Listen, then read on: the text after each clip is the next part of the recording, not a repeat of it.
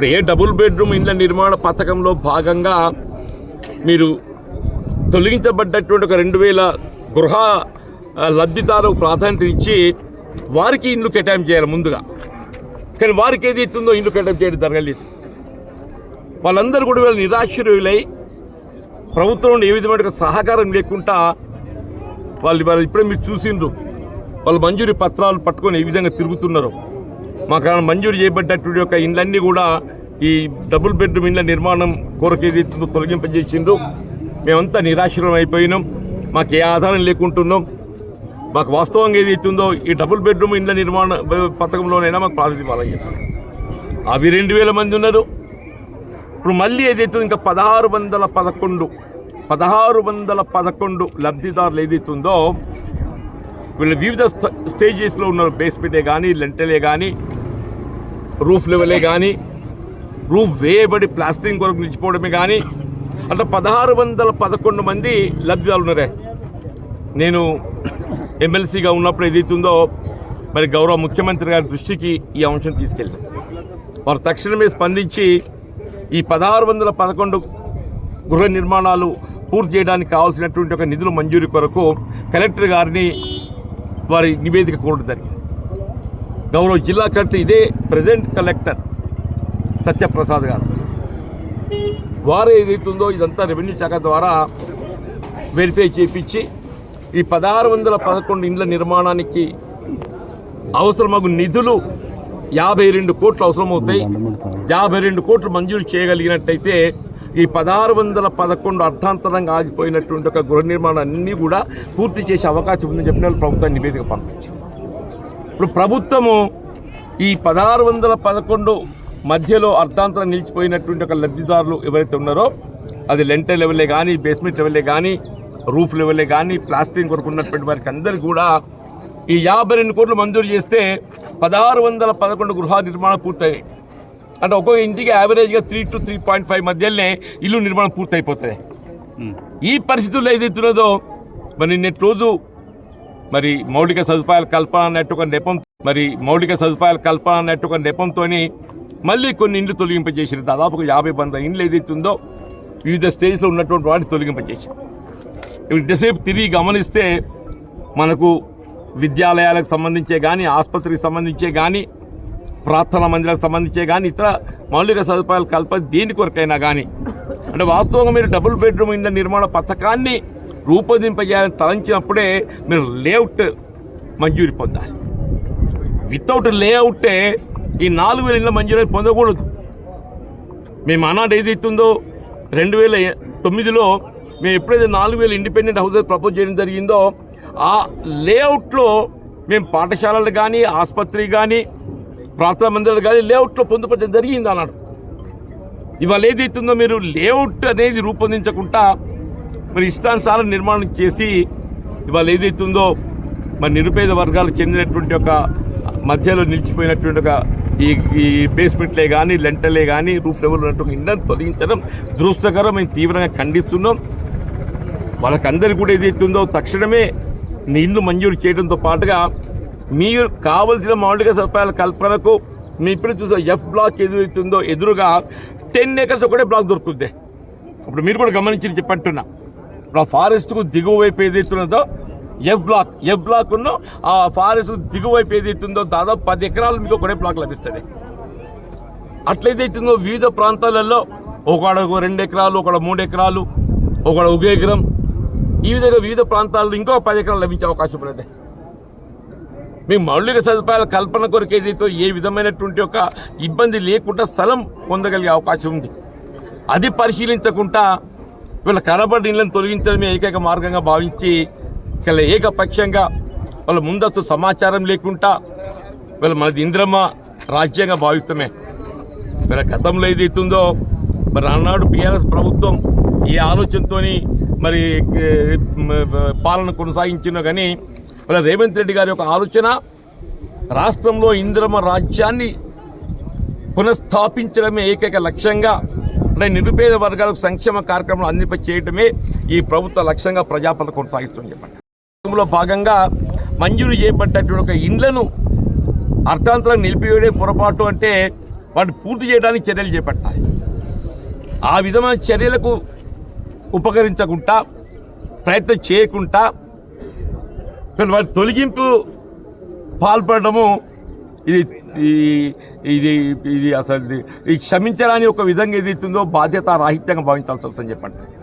ఇది తీవ్రంగా ఖండించడమే కాదు, గౌరవ జిల్లా కలెక్టర్ గారు ఏదైతుందో వారు పాలనా అధికారి వారు చేపట్టబోయే ప్రతి చర్య ఏదైతుందో ప్రజా సంక్షేమం దృష్టిలో ఉండాలి.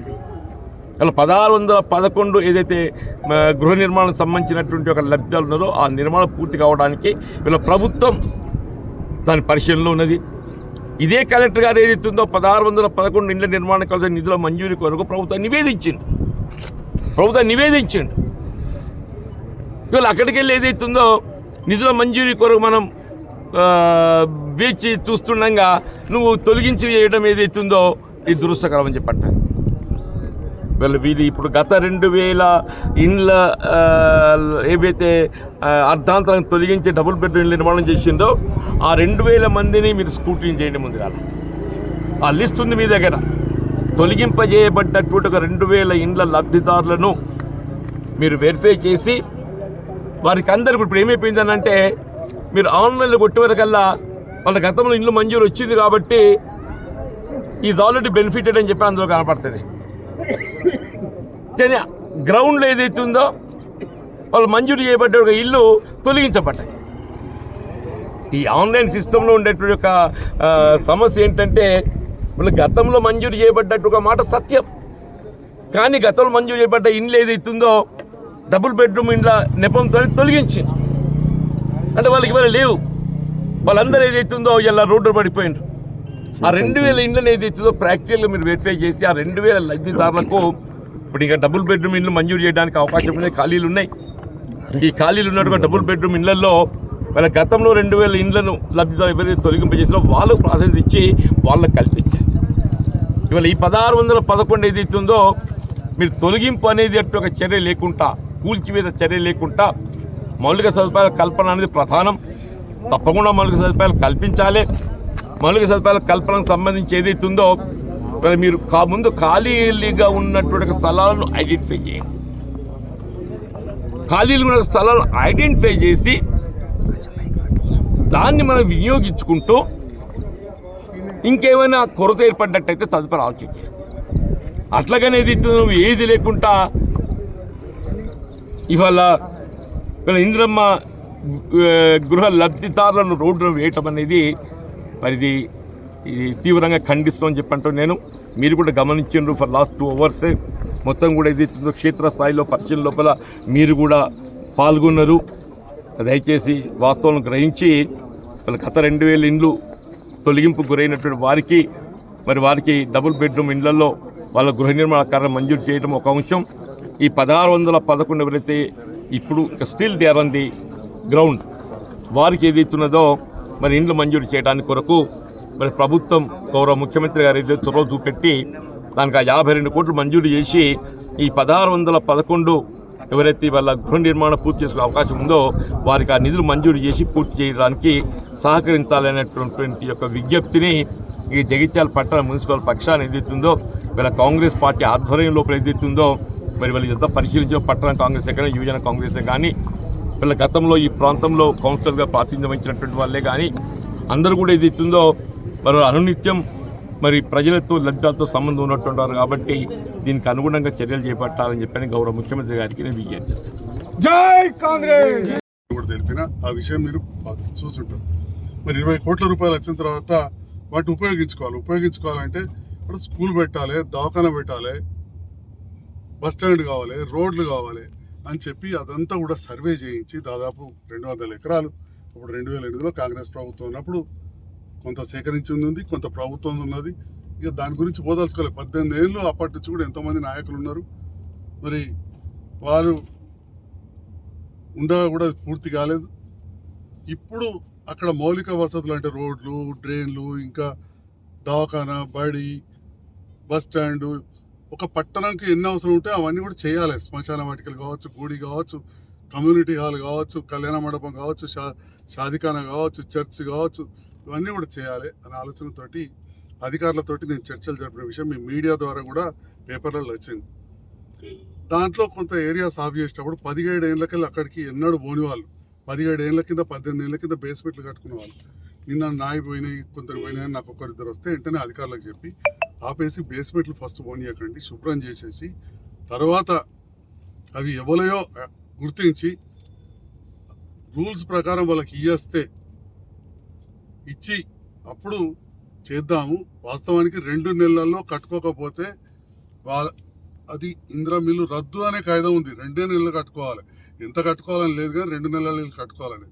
17 ఏళ్ళకెళ్ళి అక్కడ కాలు కూడా పెట్టలేదు. 17 ఏళ్ళు ఇడిచి పెడితే మనం మంచిగా కట్టుకునే ఇల్లే సగం కూలిపోతుంది. అట్లాంటిది అక్కడ ముళ్ళ కంపాలల్లో 17 ఏళ్ళకెళ్ళి ఇడిచిపెట్టిన ఇల్లు ఎంత బేస్మెంట్లు అన్ని కదిలిపోయి శిథిలావస్థల పాకురు బట్టి ఆ బేస్మెంట్లు అవన్నీ ఉన్నాయి. కానీ ఏది ఏమైనా పేదవాళ్ళది నష్టం జరగద్దు అని చెప్పి పేదవాళ్ళు అన్ని వర్గాల వారితో గెలిచిన నేను తప్పకుండా ఆ రకంగా ఆలోచిస్తా. అలా నా స్వార్థం ఏం లేదు. పేదవాళ్ళకు అన్ని వసతులు చేయాలని చెప్పి మరి గతంలో తీసుకురాలేదు, నేను తీసుకొచ్చిన. అప్పుడెప్పుడో 2008లో మొదలుపెట్టింది, సంతోషం 2008. కానీ ఆ తర్వాత 2009 నుంచి 14 వరకు ఎవరైతే అప్పుడు శిలాపలకాలు ఇచ్చారో మంజూరు తెచ్చారో వాళ్ళ ప్రభుత్వం ఉండే, 5 ఏళ్ళు పట్టించుకోలే. అదేవిధంగా అక్కడ 100 ఫీట్ల రోడ్ అని చెప్పి అదే శిలాపలకం ఉంది, దాత అని చెప్పి ముత్యారెడ్డి గారని. మరి ఆ 100 ఫీట్ల రోడ్ ఎటుపోయింది, కాయిదాలు లేవు. మరి వాటన్నిటినీ నేను ఎప్పుడు కూడా పెద్ద రాజకీయాలు చేయలేదు.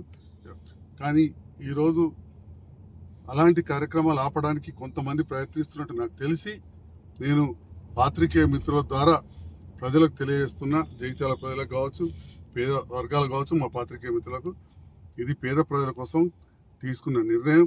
ఒక నిర్ణయం తీసుకున్నప్పుడు తప్పకుండా కొన్ని ఒడిదొడుకులు ఉంటాయి. మనకి ఇవాళ ఎస్ఆర్ఎస్పి కాలువలు వచ్చినాయంటే 100 గ్రామాలు పోయినాయి. ఇవాళ కాలువలు తవ్వినామంటే ఎంతోమంది భూములు ఊర్లలో పోతేనే కాలువలు వచ్చినాయి. ఎస్ఆర్ఎస్పి కాలువదైనా వరద కాలువదైనా. జగిత్యాల పట్టణానికి దరూరు, జగిత్యాల ప్రాంతానికి చెందిన ఎంతోమంది రైతులు భూములు ఇస్తేనే దరూరు క్యాంప్ ఏర్పడ్డది. దరూరు క్యాంప్ అనేది మొత్తం ప్రభుత్వ భూమి కాదు. అట్లా ఎప్పుడైనా కానీ కొన్నిసార్లు తప్పై దానికి కంపల్సేషన్ తప్పకుండా వారికి నష్టపరిహారం ఇచ్చే కార్యక్రమం కూడా ఉంటుందని చెప్పి ఈ సందర్భంగా తెలియజేస్తూ, నేను అన్ని వర్గాల ప్రజలను, అందరు రాజకీయవేత్తలను నేను తప్పుగా అర్థం చేసుకుంటే పెద్ద మనిషిని కూడా నేను అందరినీ కోరుతా ఉన్నా. ఇక నేను పేరు తీస్తే వారు తప్పుపడతారు కావచ్చు.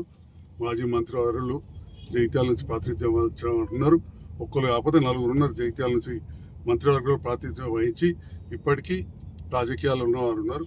వారందరినీ కోరుతున్న యువకులను, మహిళామణులను, జగిత్యాల ప్రజలందరినీ కోరుతున్నా, ఈ పట్టణం అభివృద్ధిలో సహకరించండి.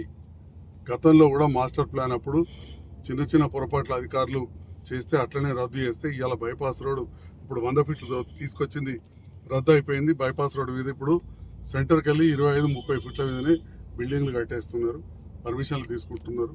యావర్ రోడ్డు ఎంత ముఖ్యమో మనకు అదంతే ముఖ్యం. అది అప్పుడున్న కెనాలు, అది 100 ఫీట్లు తీసుకొచ్చింది కూడా అప్పుడు 2.5 సంవత్సరాల కింద క్యాన్సిల్ చేయించారు. మరి ఇట్లా మన పట్టణ అభివృద్ధిలో కలిసి పనిచేయాలి, అవసరం ఉంటే సూచనలు ఇవ్వాలి, కానీ అడ్డుపడద్దు అని చెప్పి నేను మీడియా ద్వారా కోరుతున్నా. జగిత్యాల నియోజకవర్గ పాత్రికేయ మిత్రులకు, పట్టణ ప్రజలందరికీ కూడా నమస్కారం. ముఖ్యంగా జగిత్యాల పట్టణ పేద ప్రజలు ఎవరెవరైతే దూకపల్లి అర్బన్ హౌసింగ్ కాలనీలో నివసించబోతున్నారో వారు విజ్ఞప్తి. దూకపల్లి అర్బన్ హౌసింగ్ కాలనీ అనేది దాదాపు 17-18 ఏళ్ల కింద ఆ పని మొదలైంది. 17-18 ఏళ్ల కింద రాజకీయాల్లో పెద్ద పెద్ద వాళ్ళు ఉన్నారు. వాళ్ళందరూ చేసిన కృషిని నేను అభినందిస్తూ, ఎట్ ద సేమ్ టైం రకరకాల కారణాలు కావచ్చు, రాజకీయాల కారణాలు కావచ్చు, ఇంకేదైనా కావచ్చు, నేను అప్పుడు రాజకీయాల్లో లేను, అక్కడ పనులు ఆగిపోయినాయి. నేను 14 చివరిలో రాజకీయాలకు వచ్చిన తర్వాత అంటే 15 నుండి అనుకోవచ్చు 18 వరకు 3.5 సంవత్సరాలు అప్పుడున్న పార్లమెంట్ సభ్యురాలు కావచ్చు, ముఖ్యమంత్రి వాళ్ళందరినీ కలిసి 4,000 ఇండ్లు డబల్ బెడ్రూమ్ మంజూరు చేయించుకొచ్చారు. వచ్చిన తర్వాత కాంట్రాక్టర్ వచ్చారు, ఫౌండేషన్ స్టోన్ వేసిండ్రు. ఆ ఫౌండేషన్ స్టోన్ మీద కూడా నా పేరు లేదు, ఎందుకంటే నేను అప్పటికి గెలవలే. వెనకాల ఉండి ప్రభుత్వంతో అప్పుడు కలిసి పనిచేస్తున్నాం కాబట్టి కేసీఆర్ గారి దగ్గరికి, కవితమ్మ దగ్గరికి వెళ్ళి మంజూరు వచ్చినాయి. కాంట్రాక్టర్ ఎక్కడోళ్ళు వచ్చిండ్రు, శిలాపలకాలు అయిపోయినాయి. నేను స్టేజ్ మీద కూడా పోలేదు. అసలు సంజయ్ కుమార్ అనేటోళ్ళు నేను అప్పుడు ఫ్లెక్సీలు కట్టినా సంతోషపడ్డాం, అవన్నీ చేసినాం తప్ప అప్పుడు ఆహ్వానించిన కేటీఆర్ గారిని స్టేజ్ మీద కూడా పోలే. అంటే రాజకీయ పరంగా అక్కడ నేను ఎక్కడ కూడా ముందట్లేదు. అధికారికంగా ఎవరెవరు ఉన్నారో అక్కడ ఉన్న శిలాపాలు కలుపుతారో అప్పుడున్న ఎమ్మెల్యే పెద్దలు, అదేవిధంగా అప్పుడు మున్సిపల్ చైర్మన్ వేరే వారందరూ కూడా ఉండిరి శిలాపాలు. తర్వాత 18 చివరిలో నన్ను మరి ప్రజలు ఆశీర్వదించి గెలిపించారు. అంటే దాదాపు 19 కాంట్రాక్టర్ అక్కడికి రాలేదు, ఎవరు కూడా పట్టించుకోలేదు, పనులు జరగలేదు. అటువంటి సందర్భంలో నేను చాలామంది అధికారులతోటి కాంట్రాక్టర్లతో మాట్లాడి అప్పుడున్న ఇండ్ల మంత్రి ప్రశాంత్ రెడ్డి గారితో మాట్లాడి మెప్పించి అక్కడ కాంట్రాక్టర్ని తీసుకొచ్చి 4,000 ఇళ్ళు నిర్మాణం చేయడంలో ఎట్లయితే ఇప్పుడు అందరు రాజకీయ నాయకులు మా హయాంలో అయినాయని చెప్పుకుంటారు, మేము కాలేజ్ చేసామంటారు, ఇంకేదో చేయటం తెచ్చినామంటారు. అట్లా నేను ఎమ్మెల్యే అయినాక అయినాయి కాబట్టి నేను చేసిన అని చెప్పి నేను భావించుకుంటున్నా. నా వల్ల కూడా జరిగిందని. మరి ఈనాడు ప్రజలు నన్ను గుర్తించి మళ్ళీ నన్ను గెలిపించిన సందర్భంలో మరి అక్కడ అన్ని వేల ఇండ్లు కంప్లీట్ అయ్యి కరెంటు లేవు, నీళ్లు లేవు. నేను అంత కొడితే అప్పుడు ఎమ్మెల్యేగా 5 ఏళ్ళు ఉండేటి.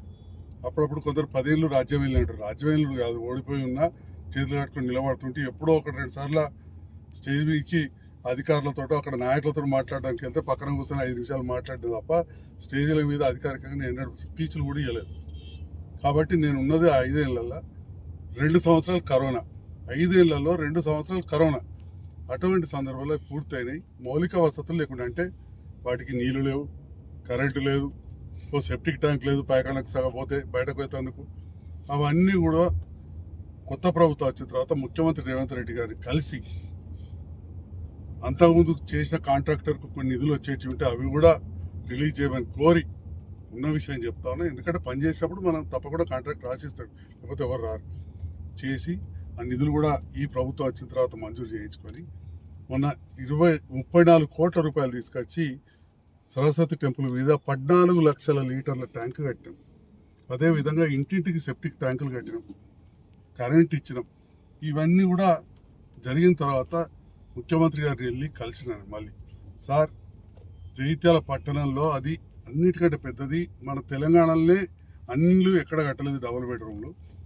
కానీ అక్కడ ఒక స్కూల్ లేదు, దవాఖాన లేదు, రోడ్లు లేవు, కరెంటు లేదు, పోలీస్ స్టేషన్, ఇట్లా చాలా ఒక పట్టణానికి అవసరం ఉండే అన్నీ కావాలంటే రాష్ట్రంలో 141 మున్సిపాలిటీలు ఉంటే ఇట్లా కొత్తగా నూకపల్లి కలిపిన వాటిల్లో ఇలాగా వేరే గ్రామాలు కలిపితే వరంగల్ జిల్లాలో 1, రంగారెడ్డి జిల్లాలో 1 ఇస్తూ మన మొత్తం ఉత్తర తెలంగాణలో జగిత్యాల మున్సిపాలిటీకి 20 కోట్ల రూపాయలు ఇచ్చారు ముఖ్యమంత్రి గారు.